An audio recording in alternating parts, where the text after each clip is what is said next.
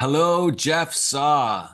So you're going to be showing me some of your sound therapy topics that you're working with. Let me just give a brief intro because I met you back in the 1990s or was it 2000? 2000s, yeah. And we had a lot of interest in sacred geometry and structured water and sound healing and all sorts of things. And in the meantime, you are a registered holistic nutritionist with interest in sound therapy. You have a Bachelor of Science in Psychology and Biology, and you've dedicated over a decade to the study of coherence and well-being through its different modalities, such as science of sound, nutrition, water, breath, music, meditation, imagination and dreaming. Shall I go on? Geometry, mathematics, and how they affect the body, mind, emotions, and awareness. So, you're the founder of Light Body Wellbeing. You're very passionate about health and teaching its principles. And so, your goal is to use the science of coherence in the light body well-being system to help develop mindful awareness and its benefits in individuals and the community at large. So today, Jeff, you're going to do a workshop that you've called Sound Therapy 101. And I've recorded this. I'm recording this because I'm going to love posting this on my website and showing it to friends. So I'm going to turn it over to you. You can go ahead and share your screen. Um, and Right. can we confirm that we are recording? Yeah, we're recording. Let me see. Should be. Okay. But yeah, Jeff, thanks for having me on. It's been great from the early days and our conversations all the way till now. Happy I'm able to present one of my favorite topics that kind of ties all disciplines or all topics together. And yeah, this is Sound Therapy 101, so let's dive into it. Okay.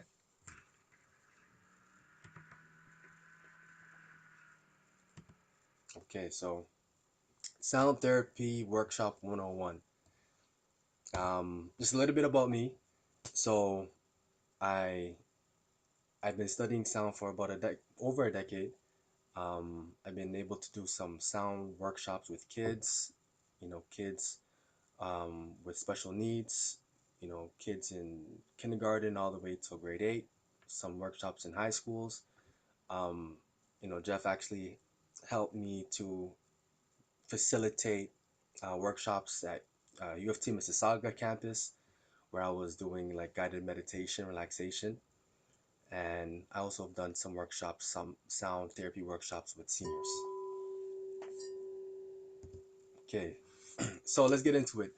Um, when I first started to get into sound, it was just basically the music, my choice of music, you know, growing up, and you know, when I learned about chill hop and lo-fi and orchestra and all these different kind of things, it kind of just felt so right. And then from there, more of the research came. But I want to share with you a little bit about the mythology around sound. Some of you know about the Bible story of, in terms of in the beginning was the word and the word became sound. There's some other cultures that have sound mythologies. I believe like in the Hindu culture where, the sound god or the Almighty, speaks sound or speaks sound into creation, right? So there's something going on with sound and creation. So before I get into like more of the actual sound therapy and some of the information around that, I like to start off with sharing some of the mathematics, just a little bit, and some of the the other side of sound, so that we can appreciate that sound actually has an effect on matter. So it kind of centers around this whole thing with the phi ratio, the 1.618, the golden spiral, the Fibonacci sequence. These pictures right here on the screen are, different representations of that spiral. Whether it's the galaxy, whether it's the sunflower head, whether it's, some of the sea life and the shells and the octopus, weather patterns, whatever it may be. There's something about this spiral that is just ubiquitous in nature. So I want to share this with you. So we have something called the Fibonacci sequence. Basically, you start off with zero, you add one, and then you add the present number to the past number. So 1 and 0 is 1, and then 1 and 1 is 2, and then 2 and 1 is 3, etc. So, years ago when I was really, really just grinding in terms of sound and trying to figure out this whole thing with mathematics, I came across this sequence, and then I started to play around with my tuner. I tuned my tuner to 432 hertz, and we'll talk a little about that later. And I found that every third number on that sequence, so as you can see, like number 8, I circled them, 34, 144.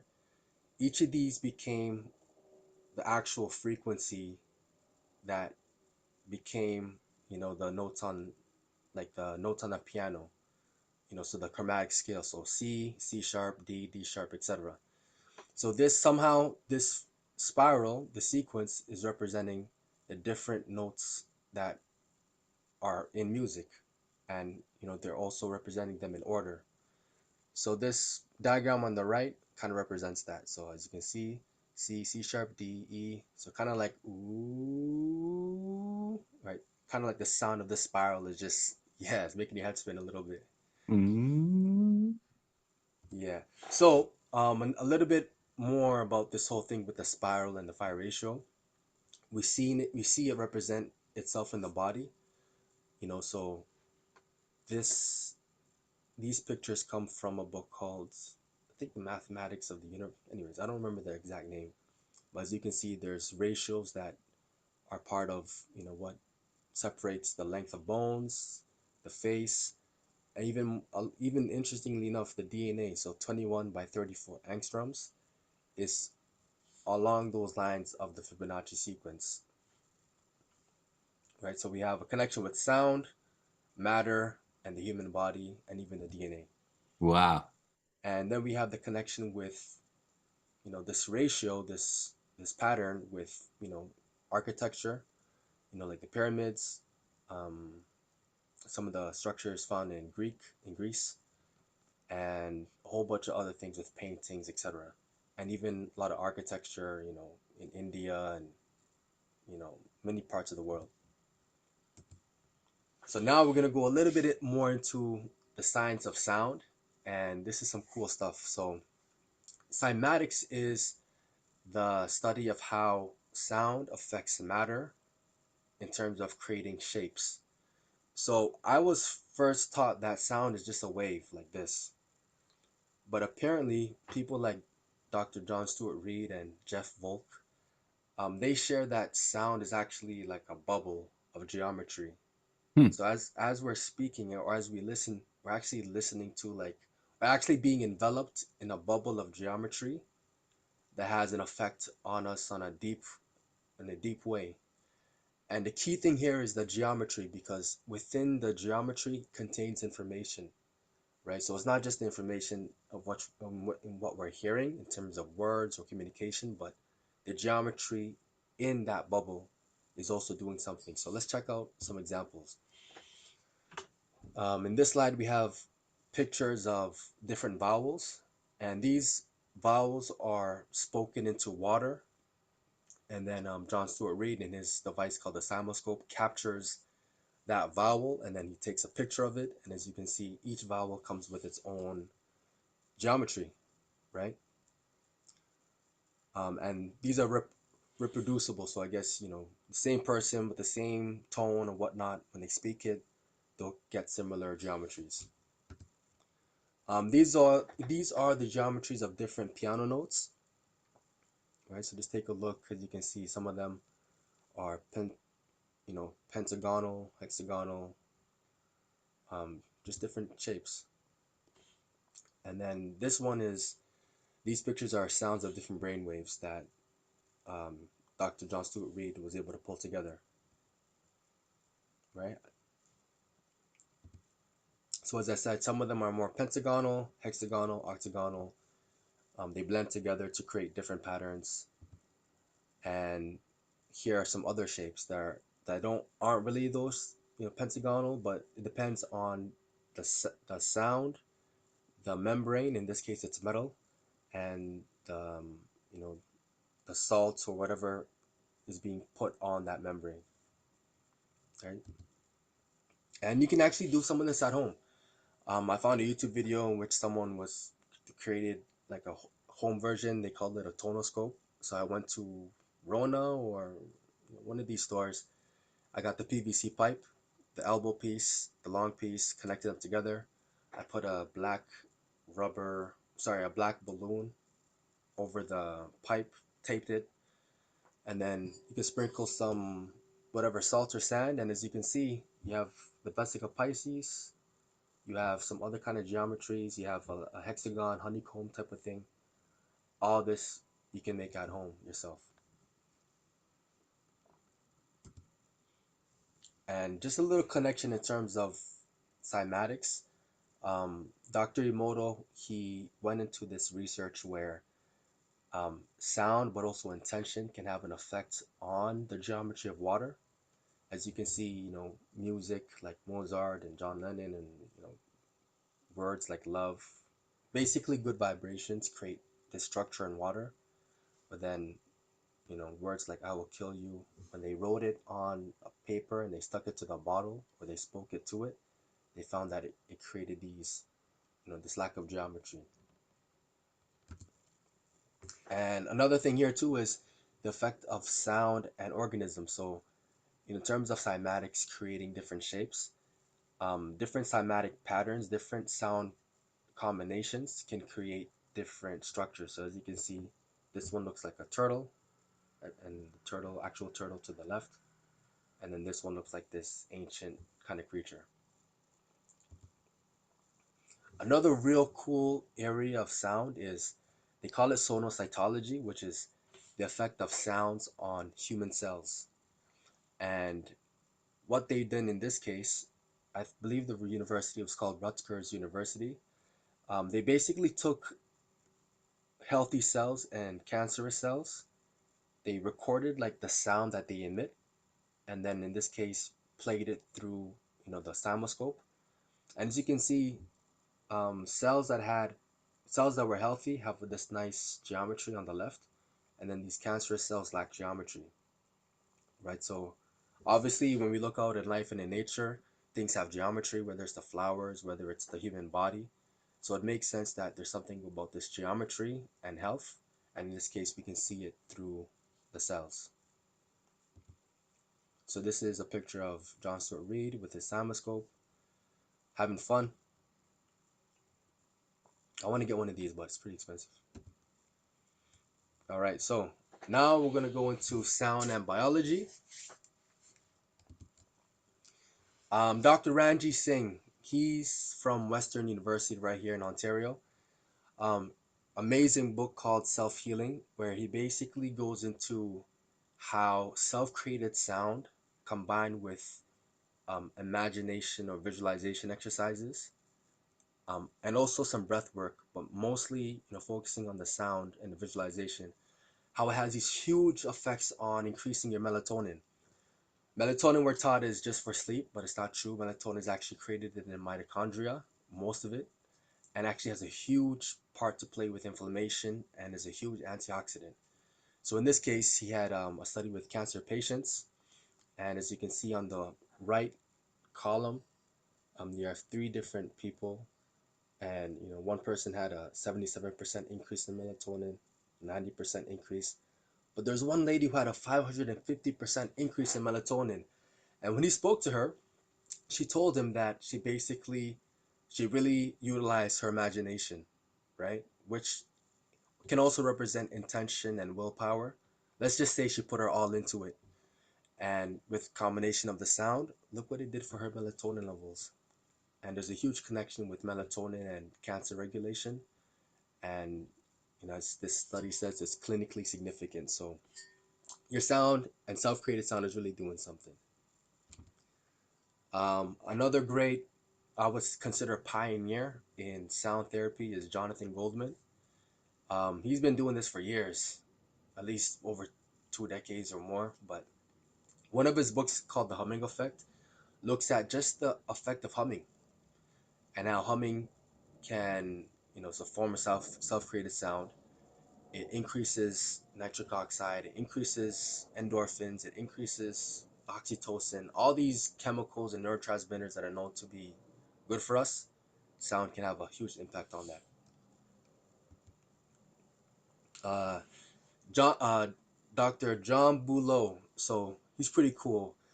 I learned about him at a place where somebody just took these two forks. First, he took this instrument, which is basically, let's see here. So this is a C 128 hertz tuning fork. This is a weight, and this is a crystal foot, which is basically quartz crystal.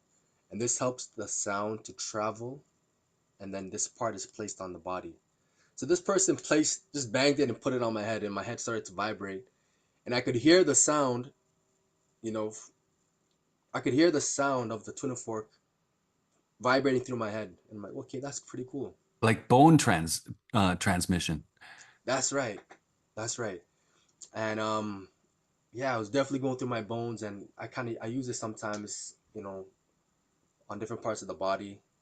Apparently, it helps with pain. It can help with just embedding that good vibration, that sound into the body part. Dr. John Below uses this in his practice, but he also uses the C and the G tuning fork, which is the perfect fifth harmonic. We'll talk a little bit more about that later in terms of sound and overtones and harmonics. But basically, he found that you know this harmonic, the C and the G, also increases nitric oxide, and I'm sure it also increases a lot of other chemicals in general, right? Hmm. He has a whole kind of technique called biosonic repatterning or sonic repatterning, but basically it's a technique where he uses different tuning forks that create different harmonics on a person. So you may lay down or you may sit down. He'll have these different tuning forks. He'll cling them together and then kind of put it around your body, right? Um, this lady named Dr. June Leslie Wader, she's a chiropractor, I believe, but she found that each vertebrae in our spine actually corresponds to notes, different musical notes. And in her book, she describes how she found that, which is basically a combination of muscle testing and taking certain frequencies and placing it on the vertebrae. But it was found that, you know, for instance, I think the cervical vertebrae has like a heptatonic scale going on. So does I think the middle, whatever that's called, thoracic. And then Hmm. the lumbar seems to have this pentatonic scale thing going on. But the whole point is that there's an order and there's an order to it. So it seems like we got an instrument right here in our back, Oh my God. right? She also goes into a lot of cool things and experiments that deal with even those experiments she mentioned with sheep and how they put sheep on a vibrating plate and how that vibration apparently after a certain amount of months they tested the sheep's bone density and the sheep had like a 30% increase in bone density, Wow. right? So I ran ahead and got myself one of those VibraFit vibration machines that you can stand on Okay. and thought maybe I'll mimic this kind of effects, and get a little more strong bones or something. And one of my favorites, so this is Fabien Maman. He's a French doctor. I'm not sure if he's a doctor, but he's a musician definitely. In one of his experiments, he took human cells and he placed different sounds into it. And he found that when human cells are exposed to sound, they actually light up. And cancerous cells, when exposed to the same sound, actually blow up, right? So something's interesting going on here. And it kind of goes back to the whole sonocytology thing with the sound and the geometry of cells. So in this case, he would play like let's say the do re mi fa sol la ti do or some kind of scale, and as you can see, the cells lit up. So there's something going on with electromagnetism, voltage, the voltage of cells, and that's a whole different category. But this is it kind of ties into electromedicine here. Okay, so in this video, I'm gonna play a little bit of it.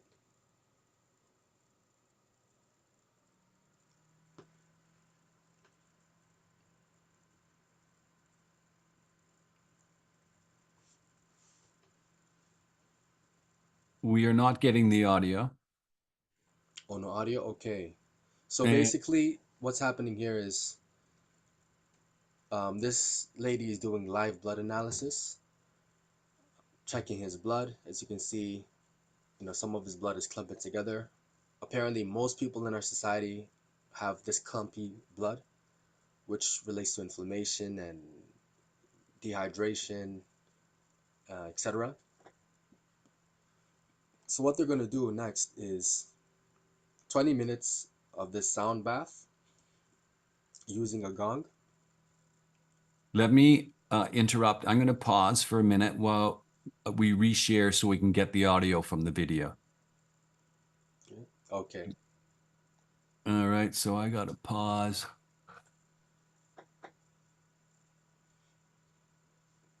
Uh, Yeah, I remember when I presented this to my workplace, I didn't get any audio either.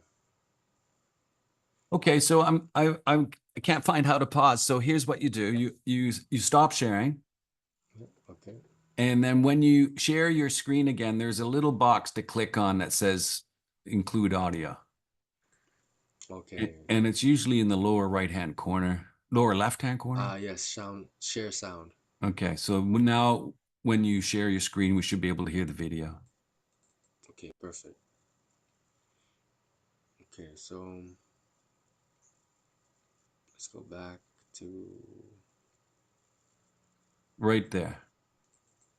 okay.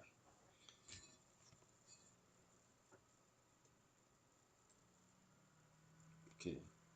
Start 3, 2, 1. This is fibrin, which indicates liver stress. And that's the cobwebs. And this is the The cobwebs, humans. yes. Yeah. You do have a bit of bacteria floating around here, the white dots. So I don't know whether you've been sick. Yeah, it's quite coiny, isn't it? Very. So it'll be very interesting to see what it does to your blood.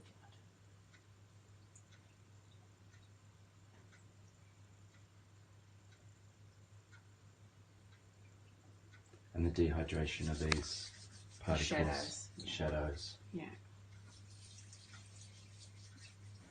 So we're about to do a 20-minute sound bath for the live blood analysis. So relax everybody and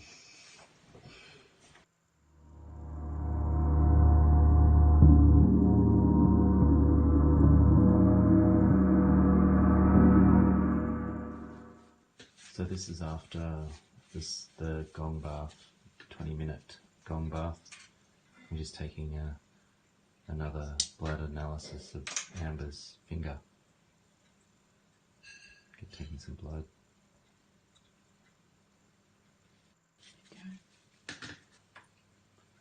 And putting it under the microscope.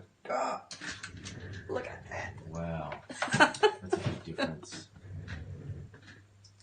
So can you just explain what's going on? Yeah, well, the cells are all separated and they're really round.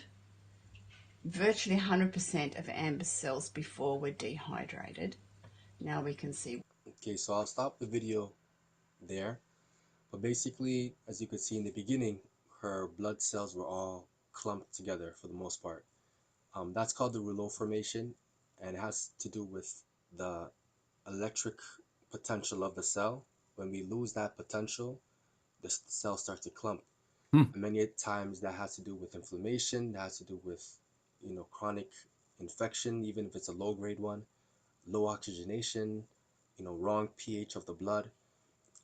Basically, devitalized body, and most of us in society, according to doctors, have this kind of blood profile. But after the 20 minutes of sound therapy with the gong, as you can see, something happened where her body absorbed that sound energy, and as you can see, it's now reflected in the cells. And now the cells are free floating. The cells have regained their electric potential. So there's definitely something going on with sound that is affecting us on a deep cellular level. And of course, this then becomes, this will affect her blood pressure. This will affect her energy, mental health, physical health, right? The blood needs to be cleaned and oxygenated. So that's that video.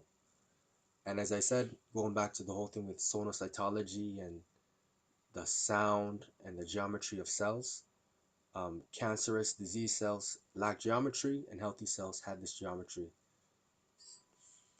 And going back to cymatics, when we hear a sound, when we make a sound, it's actually a bubble of geometry. So it seems that the gong creates a bubble of geometry that envelops the person, and then that person absorbs that information and energy from that bubble of geometry and then funnels it into their cells and gets the biological benefits. That's kind of how I see it. All right, so now we have a little bit of sound exercises. So if we were to do an in-person workshop or even online, I would run some of this with you. I'll do a little demo anyways, but this is something you can do even at home, just for your own, self-created sound benefits. So first off, you want to start with your body, right? You want to do a little bit of stretches, right? You want to get your spine relaxed and whatnot, right? Because the whole body is one system, and tension anywhere is tension everywhere. So you want to start to stretch a little bit, right? Maybe do a workout, maybe go for a walk, whatever the case might be. And then you want to bring it to your face. All right, so I like to begin with rubbing the hands, right? Getting that energy in the hands, and then massaging the face, especially the jaws. We hold a lot of tension in the jaws and the lips, so you can do circular motions there. Jeff, it'd be better if you stop sharing so we can see what you're doing, because right now we're looking at mostly your slideshow. Oh, okay. And All so right. whenever you're showing us something, then come back in, stop sharing, and then go back in. Yeah. Okay, great. So as I was saying, these are some techniques, some practices you can do.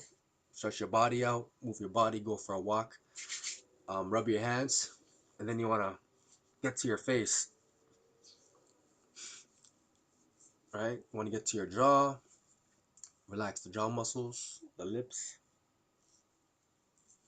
You want to get around the eyes and the eyebrows. And you'll be surprised when you press around your face, there's places where you may feel pain. And any kind of tension or pain always connects to something else, but it's always good to massage those areas. And then of course you want to get your forehead. The forehead's kind of hard, so you're free to even use some of the knuckles of your fingers and just press into them.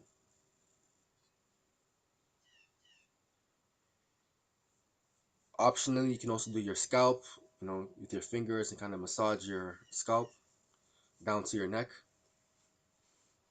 And of course, you want to get those vocal cords. That's what we're going to be using. Mm.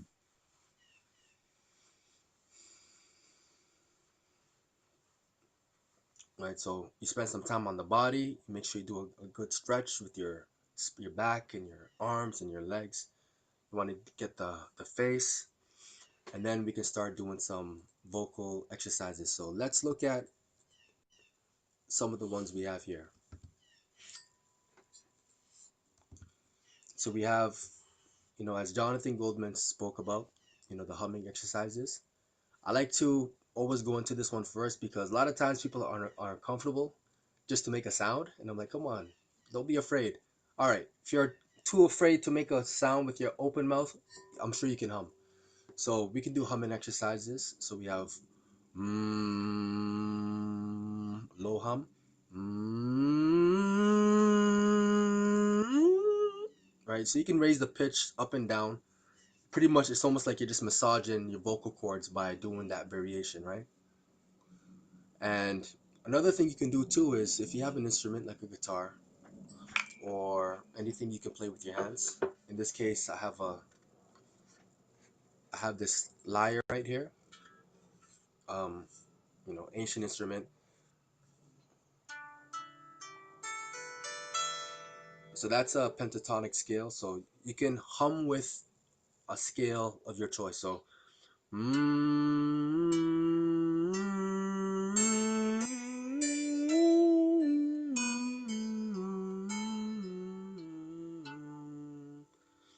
So you can hum with an instrument, you can hum with a song or an instrumental. I really like doing with the instrument because you're mimicking a natural, universal principle that has embedded within it this, the mathematics. So in this case, with the lyre, every one of these notes are separated by the perfect fifth, right? So any kind of pentatonic instrument, and which is why pentatonic instruments and pentatonic scales are so ancient and are used in meditative and sacred rituals, etc., is because they have this feature where the notes are separated by this harmonic, so they're kind of perfectly harmonized, right? Um, Anyways, I have another instrument I'll share with you, but for now, those are some actions you can do as a vocal exercise. All right, now let's look at some other ones here. Okay, so we have singing the scale. So similarly to what I showed you, you can sing with the guitar or ukulele or a piano. But this time you want to open up your mouth and sing some vowels, right? So we have ah, right, that kind of release. Oh,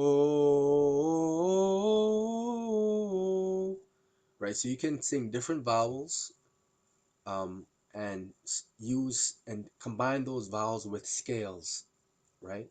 So you're getting a whole different range of, sounds that you're making.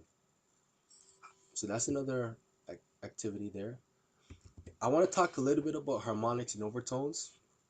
When I was younger, I was totally kind of confused about how it worked. I still kind of am, but I have a little bit more clarity now.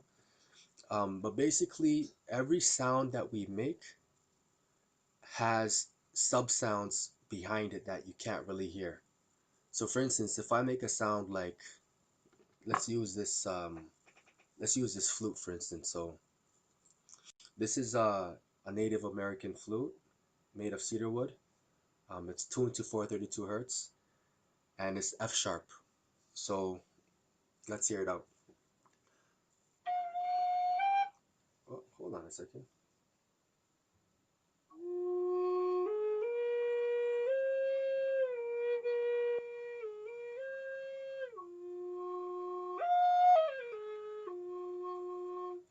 So if I were just to play one note, sorry, I just had to do a little style. I forgot what I was doing for a second. That's what the flutes do to you. So let's check out this note. So that's an F sharp, but behind that note are what they call overtones. And basically how it works is, I'm gonna just show you, go back to the slide. If you look at the image on the left, you'll see fundamental first harmonic. So that's like your, let's say, the F sharp on that flute. And then you have to multiply it by 2. So once you multiply it by 2, you get another F sharp, because that's just a pitch higher. So when you multiply something, a note, by 2, you get the same note, higher pitch. When you divide it by 2, you get the same note, lower pitch. But then when you multiply it by 3, now you get the perfect fifth. When you multiply it by 4, you get another F sharp. Multiply it by 5, 6, 7, 8, etc. Each multiplication has a different kind of note that you get. But normally the three main harmonics you get when you do this kind of calculation is the fundamental. So let's say the F sharp that I just played on the flute, that's the fundamental. Let's say it was a C note, for instance. C would be the fundamental. The next harmonic, or the next note you would get, is the G, which is the perfect fifth of the C. So you have C and G, and then you'd also get the major third. So it's kind of, and this is why I was confused, because it goes into music theory, and all these different names like major third and minor second, all these things. But basically, the main gist is that you have your main note, and behind that note you have subnotes. And according to different sound researchers, and even in cultural studies, this is where the power is in sound healing. It's actually in the harmonics.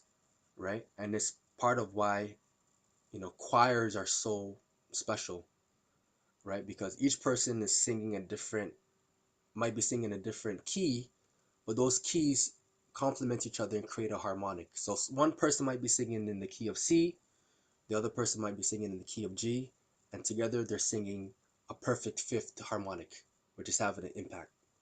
Similarly, if you have a guitar or any kind of instrument that you can play a chord on, like a piano, when you play that instrument, you're creating a harmonic. Or when you play a chord on that instrument, you're creating this harmonic effect, right? So, and that's why, I think instruments like the lyre, used in Greece, for instance, are so well known for sound healing because you can create multiple harmonics, right there and then, with the instrument. All right, so that's a little bit about harmonics and overtones. Now let's go into, you know what? I'm gonna share with you this harmonic right now, actually, with the crystal bowl. Okay. So I have a C and a G bowl. So Can you let's pick hear. can you pick the smaller one up and just show it to Yeah. us? All right, so this is the G crystal Okay. bowl Yeah. made out of quartz crystal, and this is the bigger one, the C note. And let's check out what this harmonic or these two sound like. So this is this.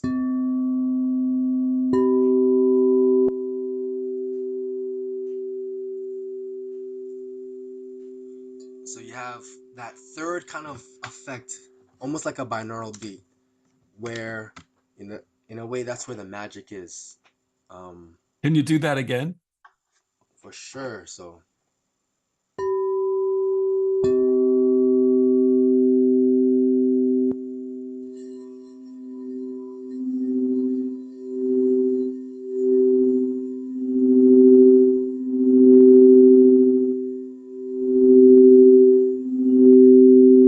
Oh, that is beautiful. And now we got the throbbing sound coming.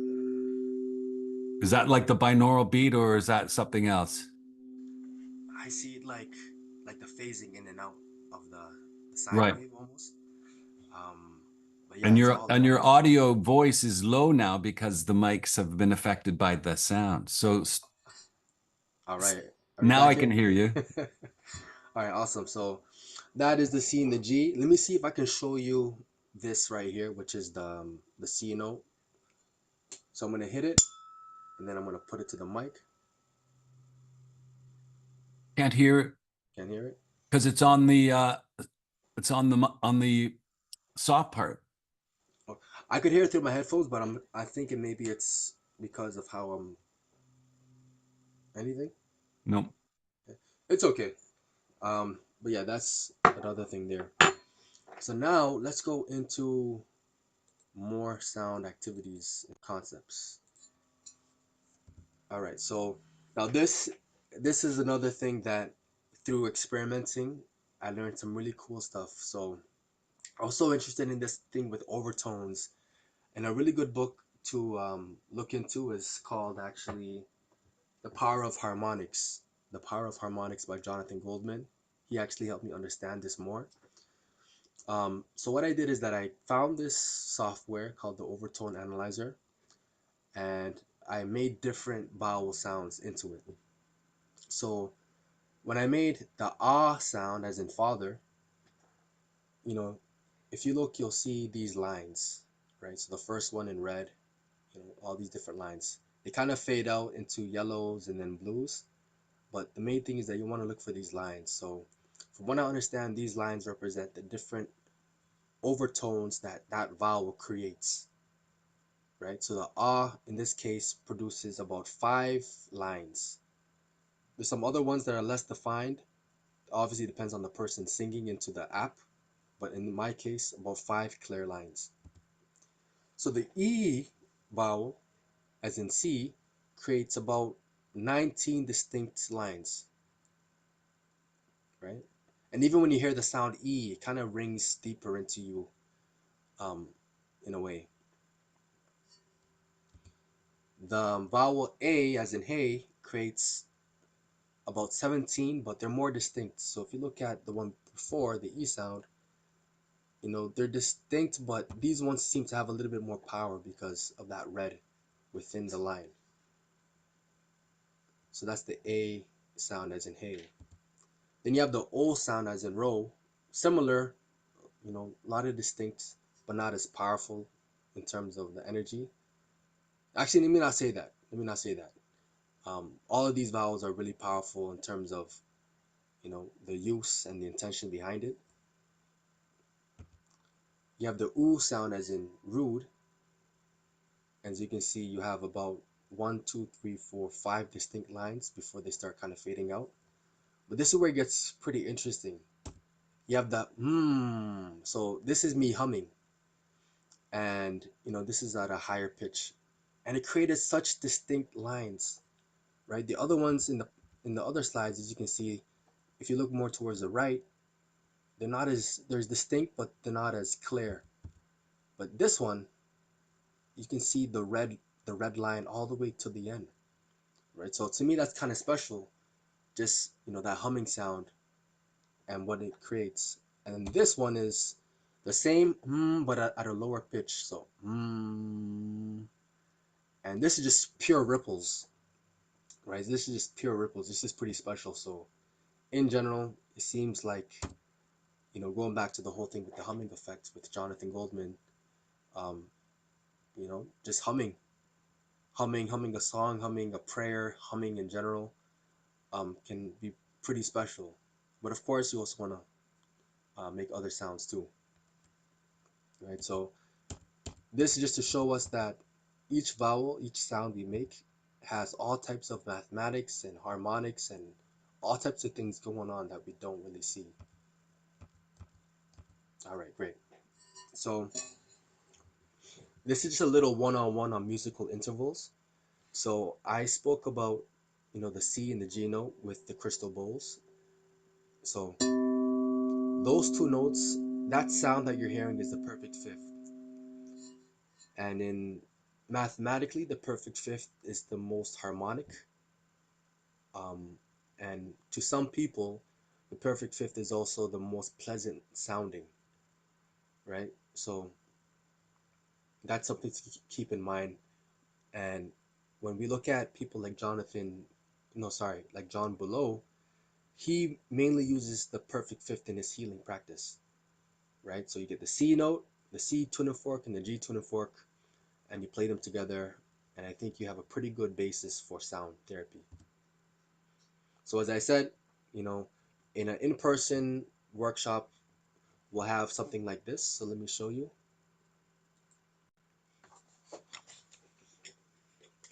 So this is the tuning fork kit that you can get from Amazon. I labeled them myself, but basically this is the C note, and then the D, E, F, G, A, B, C. And then you can grab these two forks, you can cling them together.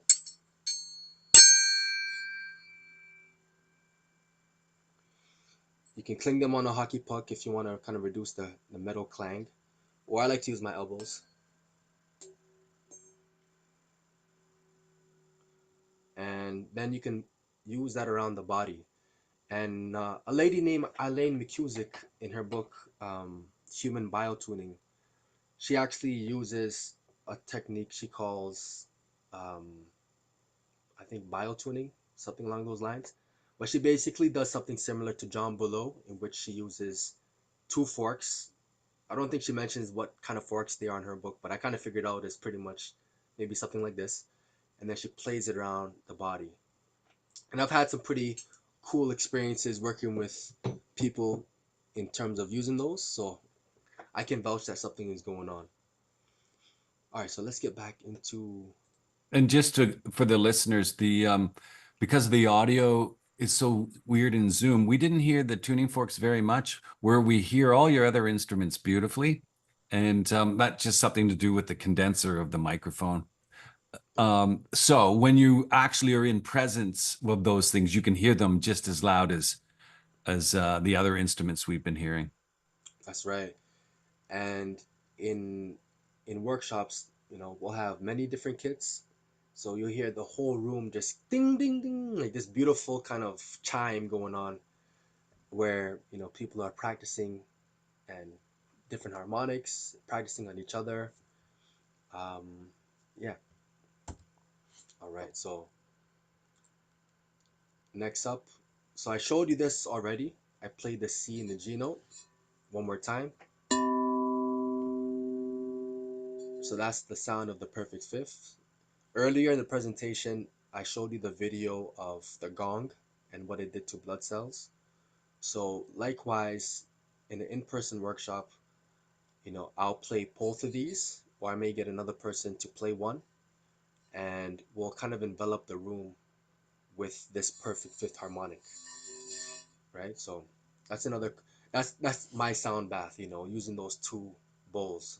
I And know go for 20 minutes, and presumably everyone in the room is going to have this effect on their blood. that's right. Yeah. That's right. And it'll be interesting to use like you know, um oximeter, which measures the oxygen levels in the blood Yeah. to check the before and after.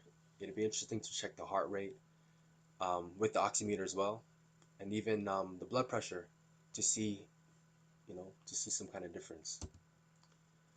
So the key thing here, and this is where it gets pretty cool and exciting, is that two sounds, right? So the picture on the left, you have two speakers, creating a sound, and that place in the middle that creates that harmonic, that's where the magic seems to be, right? So whether it's these two sounds or you have two sounds playing in your headphone, like a binaural beat, for instance, where one sound is a little higher frequency than the other, there seems to be where things happen, in terms of the body.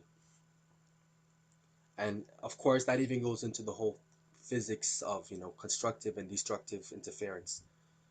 Two sounds coming together may sound pleasant, but two other sounds will sound bad. So, for instance, the C and the F sharp, supposed to be the worst sounding sound, and to the point where even in the church days, they had this whole crazy thing about the tritone, and people used to be killed or jailed or whatever for playing it, on the piano because it can summon demons. I mean, obviously there's a mythology to it, but the whole point is that there's pleasant and unpleasant sounds that can be created with two different sound waves. So I'm not going to go into this much right now in this slide, but there's this whole thing with plasma physics and energy medicine that I'm going to touch a little bit more on later.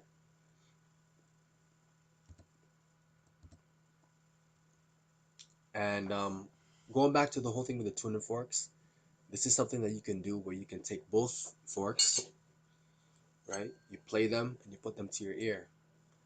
And kind of like a binaural beat, now your brain hemispheres are synchronizing both of those sounds, and you're getting that benefit to your brain, right? Going back to what we learned with, Fabian Maman and the whole thing with, the sound of cells and the electromagnetic effects on cells, we can kind of theorize that playing this harmonic, which is pleasant sounding, now is not only releasing those chemicals that we learned about, like, with, you know, Dr. Boulot and Ranji Singh, etc., but it's also recharging the brain. And there's a man named Alfred Tomatis who goes a little deeper into that in terms of what he found with monks. And when they stopped chanting their Gregorian chants, they became devitalized. But when they started again, something happened to them. So there's something with sound, the brain, and energy, and I feel that this basic tool of these tuning forks can help to recharge the brain and help with mental health in general. All right, so um, a little bit into sound therapy. So in the ancient days, so we spoke about some of the modern stuff, but of course in Egypt, a lot of things were happening with sound therapy. Likewise with Greece, a lot of things that were learned from Egypt. Also, people like Pythagoras and the mystery schools, and the music of the spheres and all these kind of things. Um, they kind of knew a lot more, and implemented those in a spiritual, angle.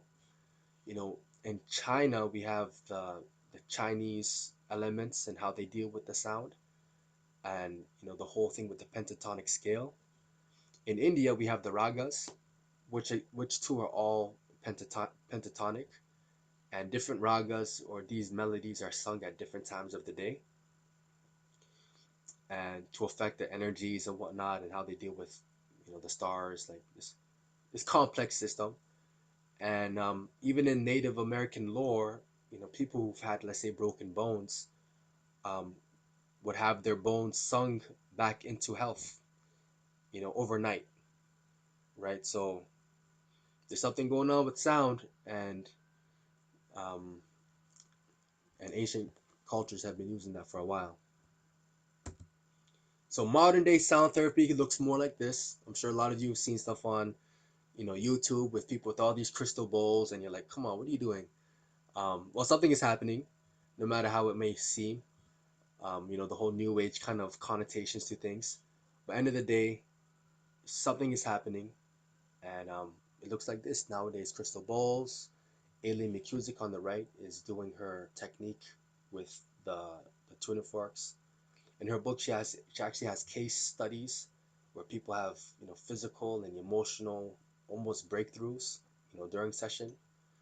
And then of course you have the whole effect of the sound on your cells, right? And the electromagnetic energy of the cell. All right, so now we have some sound therapy technology. So Lee Bartel, um, he's actually a U of T St. George campus professor. I found his talk on TED Talks, and I was super interested. Um, I learned that he partnered up with different companies to create these devices that emit this 40 hertz signal. And according to his studies, many different studies that he has, but he's found things with fibromyalgia, um, both physical and mental benefits of sound and this 40 hertz frequency. And basically, this frequency gets picked up on the skin, but then funnels its way into the brain. And then different parts of the brain that has different circuits will then start to kind of be reinvigorated.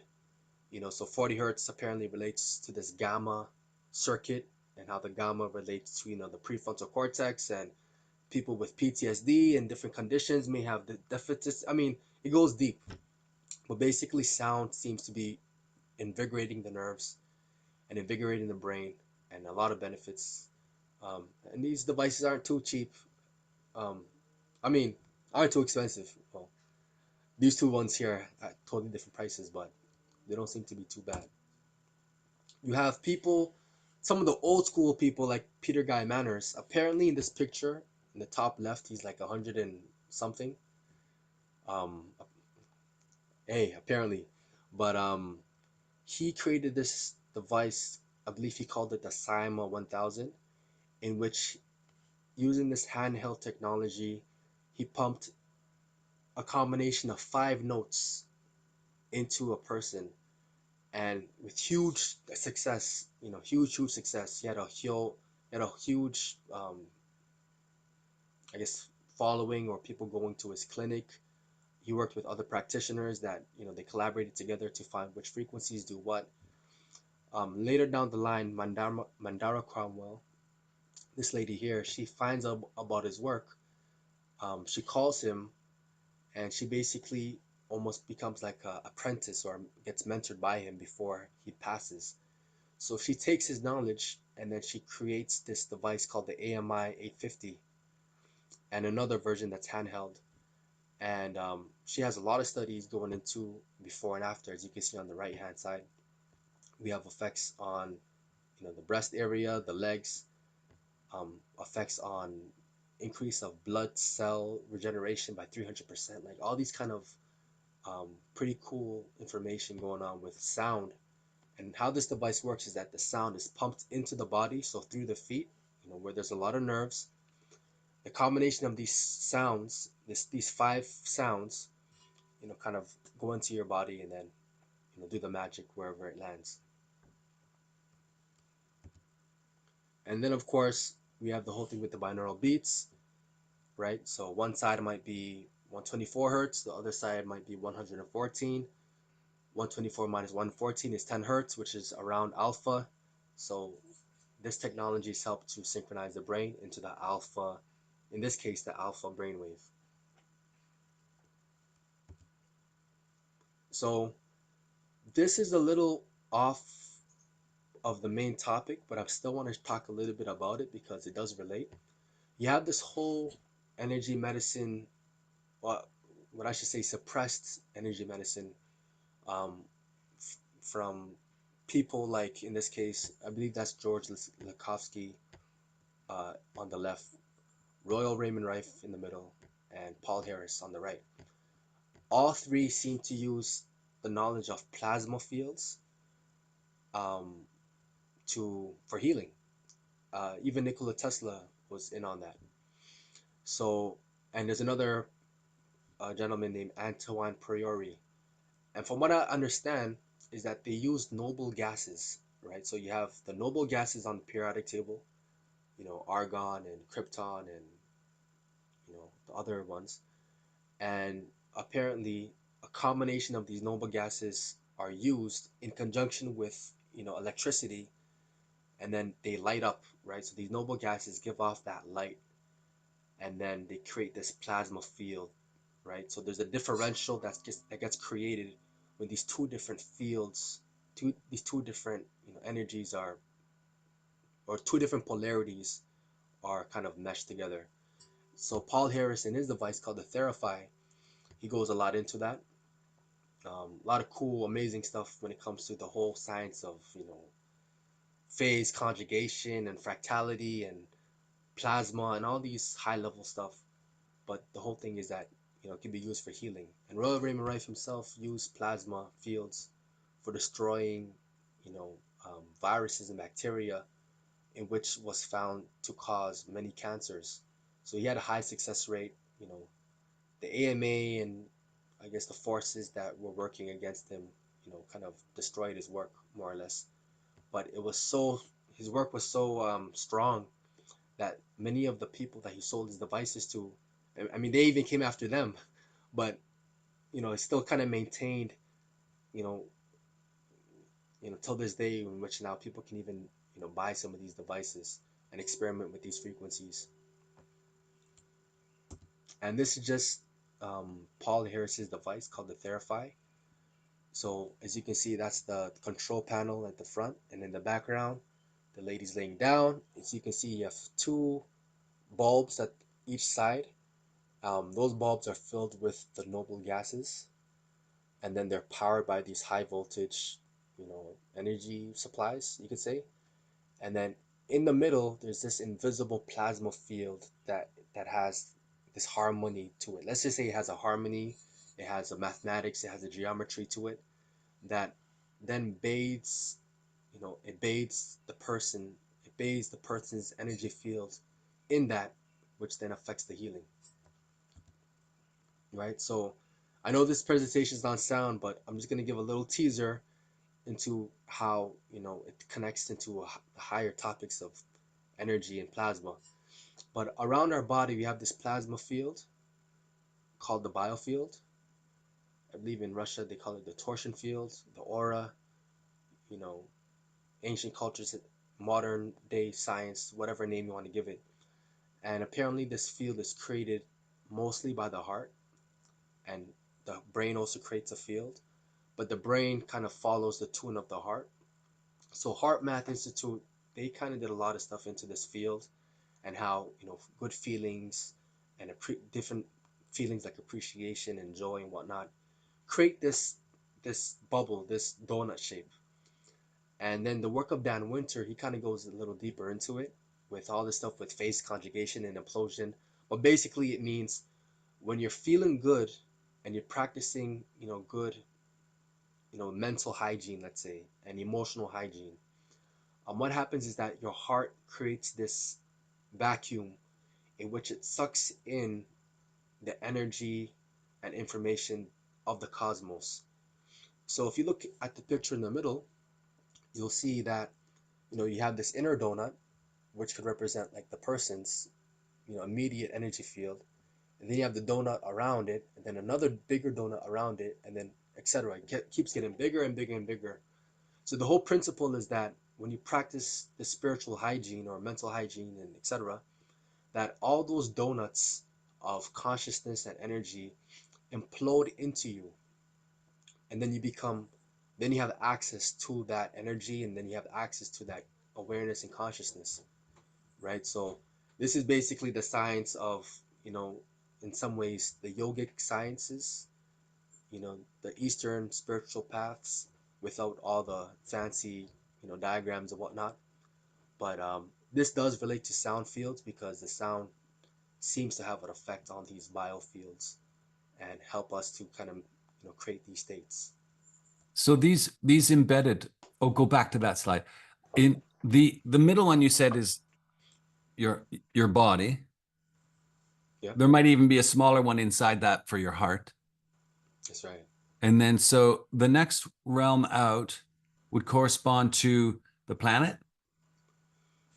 I don't know if it necessarily would be the planet, but I think one of those bubbles could definitely represent the planet, and then one could represent, maybe it's just like your immediate environment, or maybe there's like a mathematical calculation of distance, Mm-hmm. of what distance it is.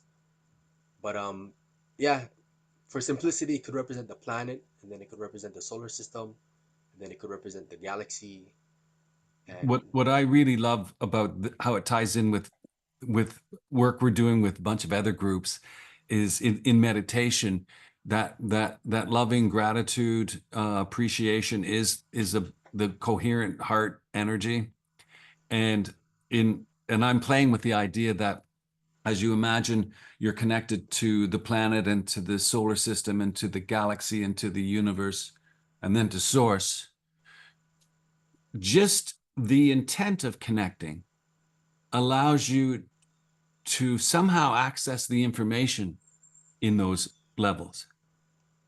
And so a mystic would be able to have this transcendent download of information from the universe that would be very hard to describe in words to the person sitting beside them.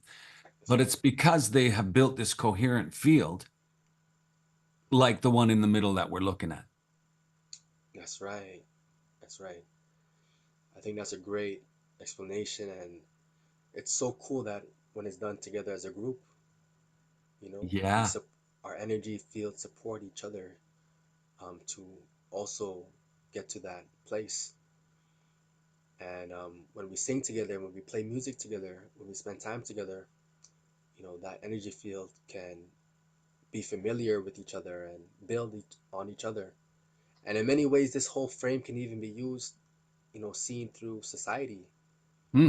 the social discords that's going on, the disharmony that's going on in personal, family, global. It kind of all can represent, these fields. And if we can use proven things that can help, create coherence in these fields, then, social studies can now be also scientific in a way, Yeah.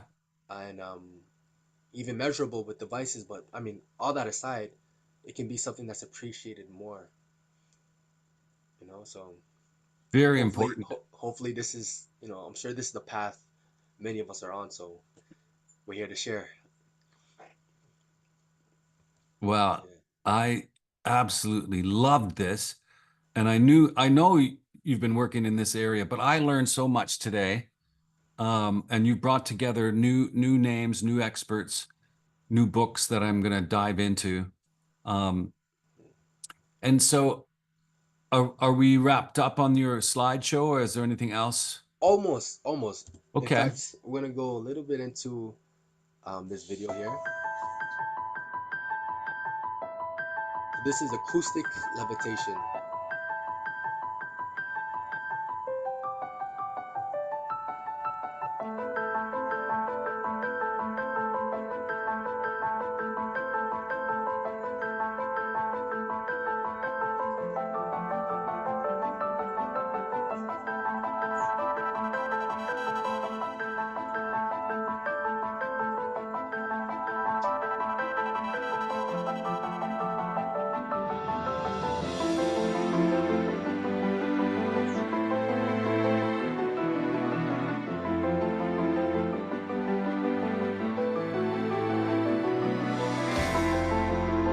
Okay, so I'll pause the video there.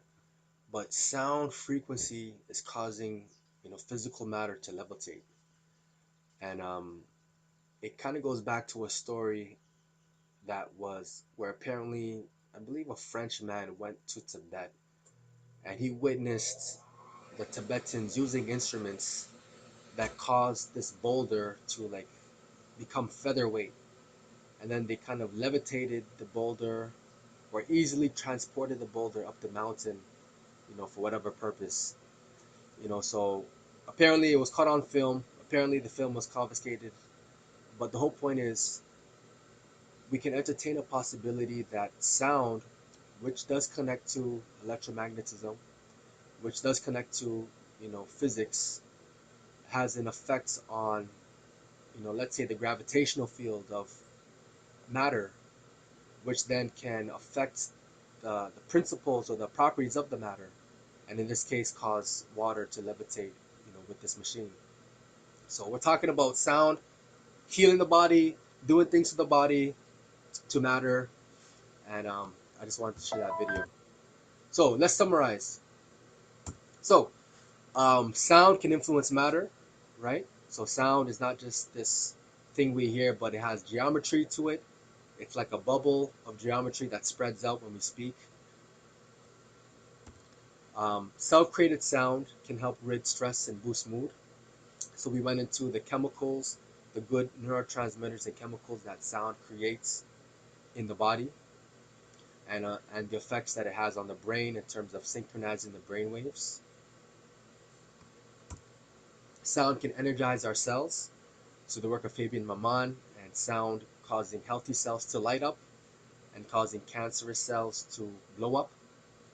And the effect of this energy, of this light of the cell, is another topic. And it goes into, areas of, things like the mitochondria and this whole huge energy kind of discussion of the mitochondria and health and whatnot. But the whole thing is that sound can affect us on a real level cellularly, right? So sound can affect the DNA. There's some other information that I didn't include in this PowerPoint that goes into how sound affects the DNA, how the DNA itself is tuned up to receive sound. As we saw earlier, the Fibonacci sequence numbers are in the DNA in terms of, the 21 by 34 angstroms. And the DNA response to sound, it can unravel. Gene expression can be affected by sound. Sound pollution is a real thing that affects DNA. It just goes on and on. And of course, even the sound that we make, or even the languages we speak, can come out of the DNA, right? So there's an effect of how the DNA can also produce, you know, music and sound and languages possibly. Sound can be used as a gateway into deep relaxation, which then can also help with healing traumas, with mental health. Using sound to help bring that bring the brain and the restlessness and into a place where healing can then come from that, right? With the right kind of counseling and whatnot. Be mindful of what you listen to, of course.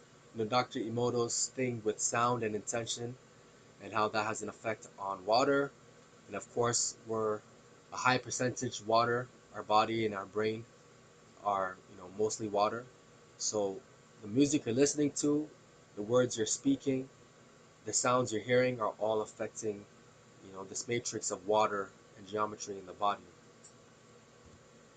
And of course, come on, you got to play some music, right? You got to get your guitar, you got to get your trumpet, your flute, whatever it may be, and just start to have fun with it. Start to, feel the vibration of the instrument, go through you, going through your cells, going through your brain, and go through your emotions, and even have that emotional release through music and instruments. And lastly, a sound healing technique. One of my favorites. It's called Brahmari Pranayama. It basically combines the humming with the toning and whatnot. It's an ancient Indian technique where you plug your ears like the woman is doing, and then you just hum. You can hum a single vowel or a single note you can hum a song, but you do this for a few minutes, and I guarantee you, your brain's gonna feel kind of charged up when you're done. Some resources, if you're interested.